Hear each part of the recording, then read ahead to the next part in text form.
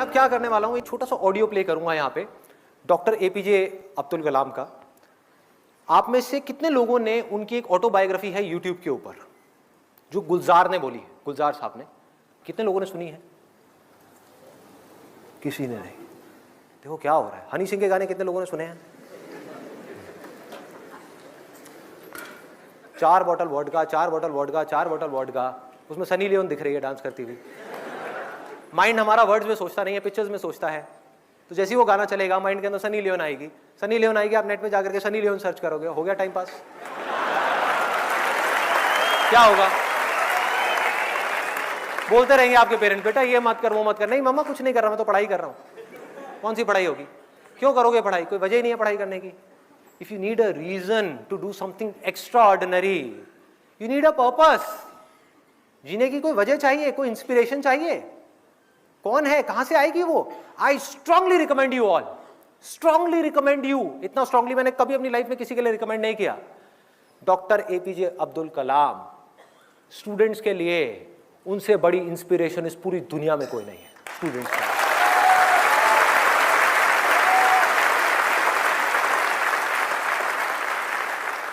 Play कर दो एक बार, वो ऑडियो प्ले कर दो।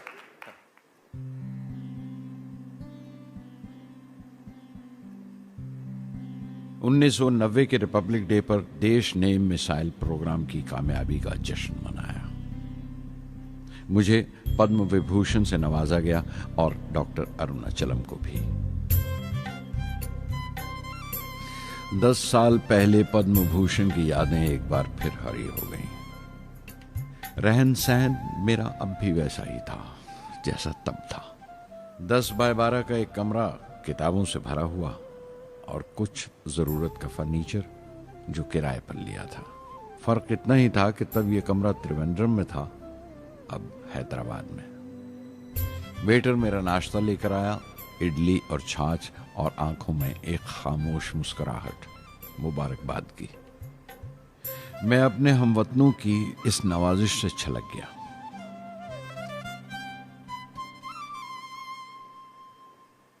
मैं जानता हूं कि बहुत से साइंसदान और इंजीनियर मौका मिलते ही वतन छोड़ जाते हैं, दूसरे मुल्कों में चले जाते हैं ज्यादा रुपया कमाने के लिए, ज्यादा आमदनी के लिए। लेकिन ये आदर, मोहब्बत और इज्जत क्या कमा सकते हैं जो उन्हें अपने वतन से मिलती है। 15 अक्टूबर 1991 में 60 साल का हो गया। मुझे अपनी रिटायरमेंट का इंतज़ार था। चाहता था कि गरीब बच्चों के लिए एक स्कूल खोलूं।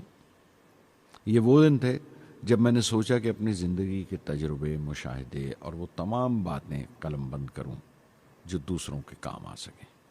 एक तरह से अपनी स्वाने उम्री लिखूं, अपनी जीवनी। मेरे ख्याल में मेरे वतन के नौजवानों को एक साफ नजरिए और दिशा की ज़रूरत है। तभी ये इरादा किया कि मैं उन तमाम लोगों का जिक्र करूं जिनकी बदौलत मैं ये बन सका जो मैं हूं।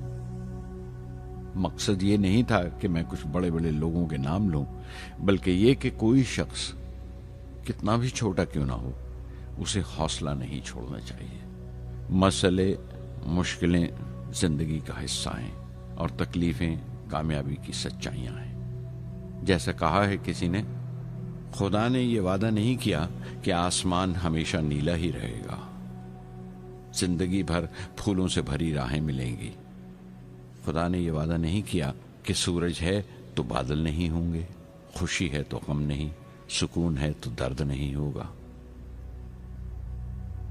मुझे ऐसा कोई गुरूर नहीं कि मेरी जिंदगी सबके लिए एक मिसाल बनेगी, मगर यह हो सकता है कि कोई मायूस बच्चा किसी गुमनाम सी जगह पर जो समाज के किसी माजूर हिस्से से ताल्लुक रखता हो, ये पढ़े और उसे चैन मिले।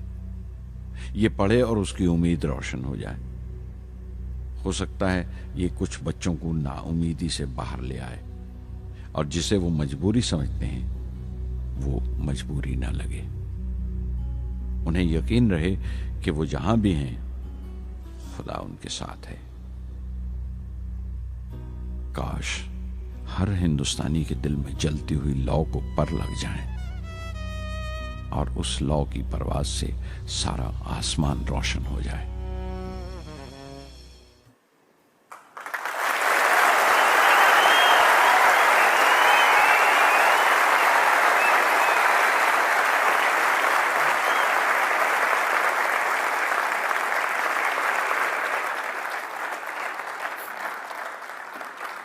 देखा क्या है?